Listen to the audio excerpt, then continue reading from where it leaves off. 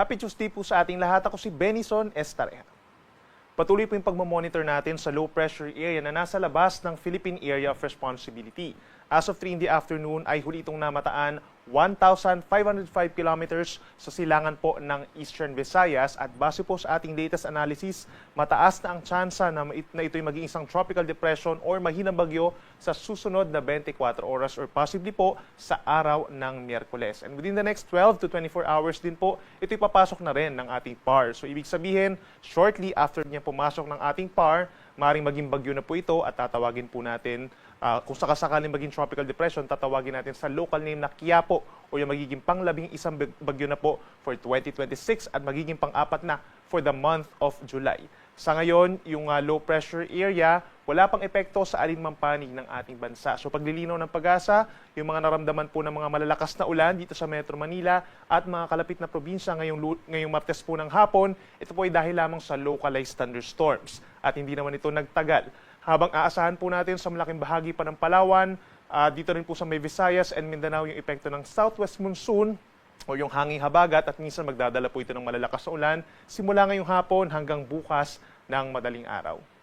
Base po sa latest track or latest analysis po ng pag-asa, inaasahang kikilos nga westward or pakanluran ng bagyo pagpasok niya ng PAR sa kakikilos ng paangat bahagya west-northwest moving towards extreme northern Luzon or northern Luzon pagsapit po yan ng Friday or Saturday. So ibig sabihin, posibleng magkaroon ng direktang epekto dito sa malaking bahagi ng northern and even central Luzon given na may kalawakan po ang potensyal na bagyong ito.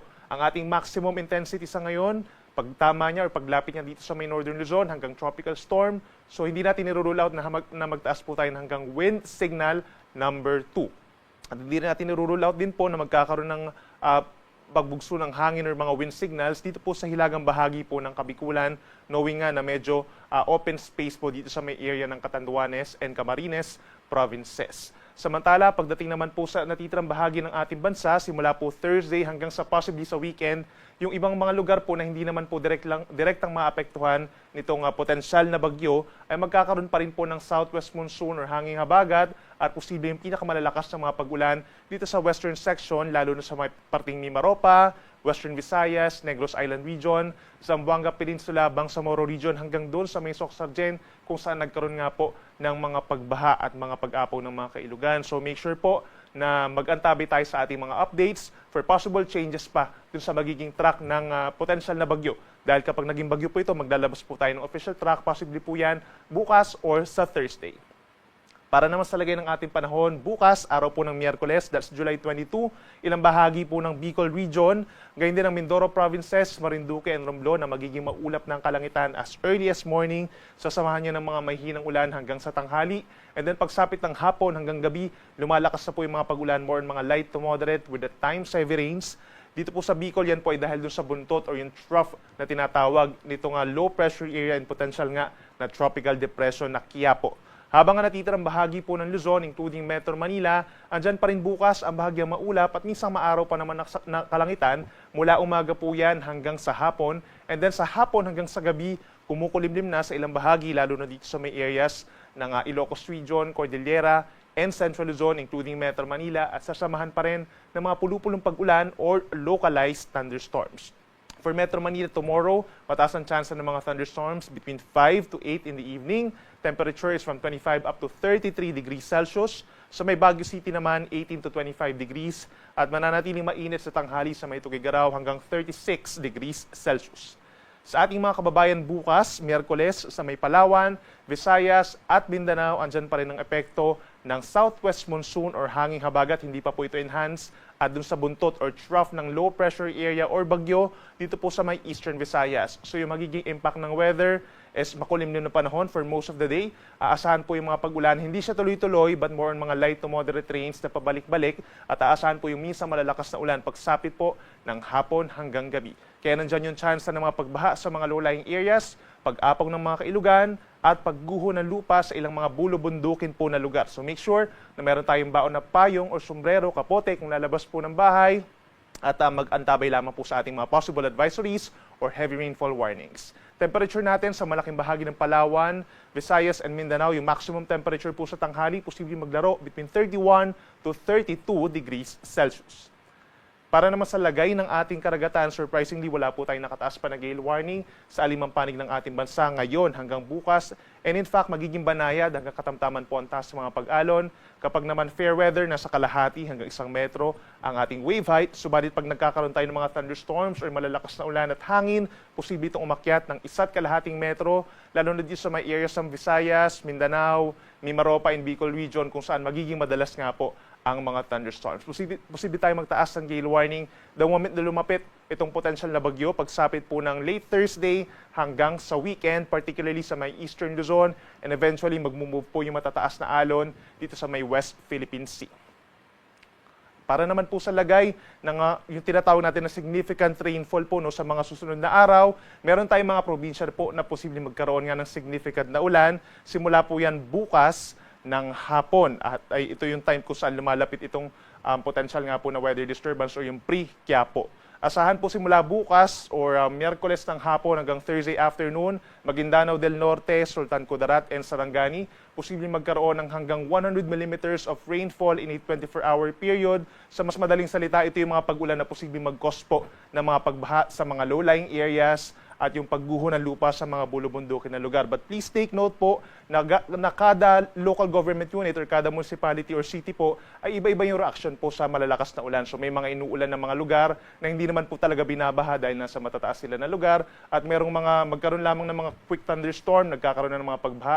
So make sure na coordinated tayo sa ating mga local government units, lalo na yung mga rescuers and responders kung kinakailangan po ng evacuation. Dito sa mga lugar na nabanggit natin na nagkaroon na rin ng record ng mga pag-ulan dahil po sa habagat na pinalakas ng bagyong Inday.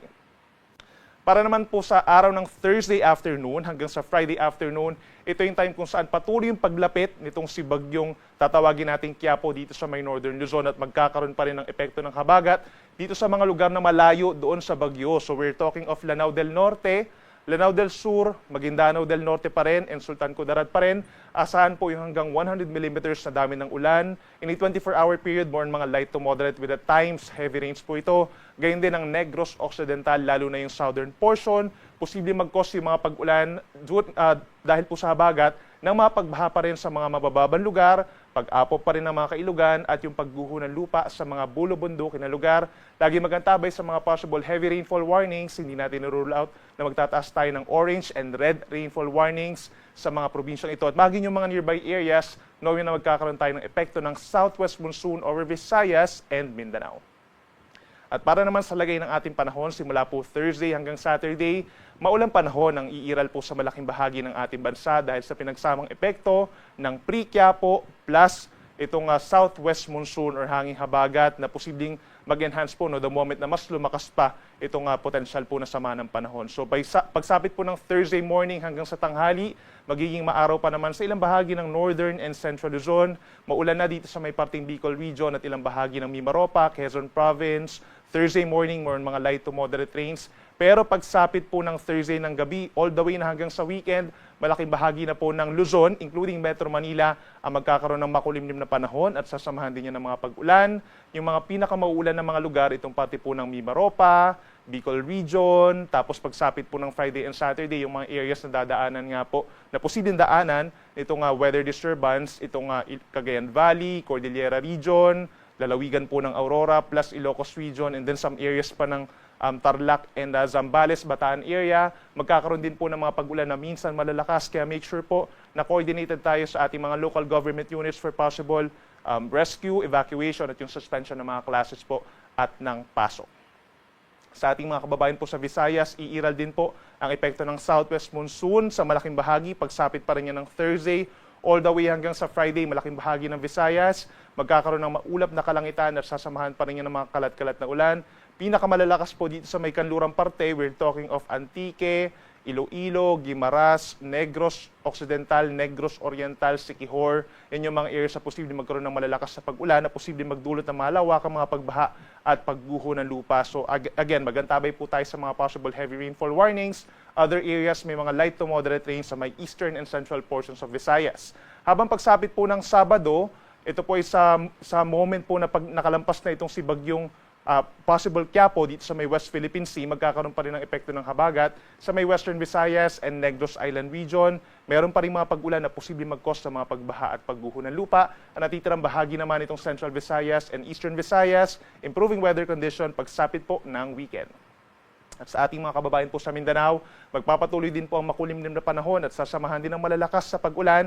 Inuulit natin yung mga areas po na nasa may Socsargen, Bangsamoro region, even Zamboanga Peninsula in Northern Mindanao. Diyan pinakamalalakas ang mga pag-ulan sa araw po ng Wednesday and even Thursday. Then pagsapit po ng Friday, mababawasan yung mga pag-ulan dito sa may parting Davao region and even some areas dito sa may Southern Caraga region na asahan po yung improving weather conditions. But the rest of Mindanao, asahan pa rin po ang makulimlim na panahon at sasamahan ng mga minsang malalakas sa ulan na nagdudulot pa rin ng baha at landslides.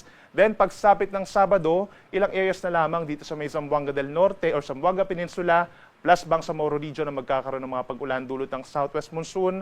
Other areas, improving weather conditions or partly cloudy to at times cloudy skies at may chance na lamang ng mga saglit na ulan at mga thunderstorms.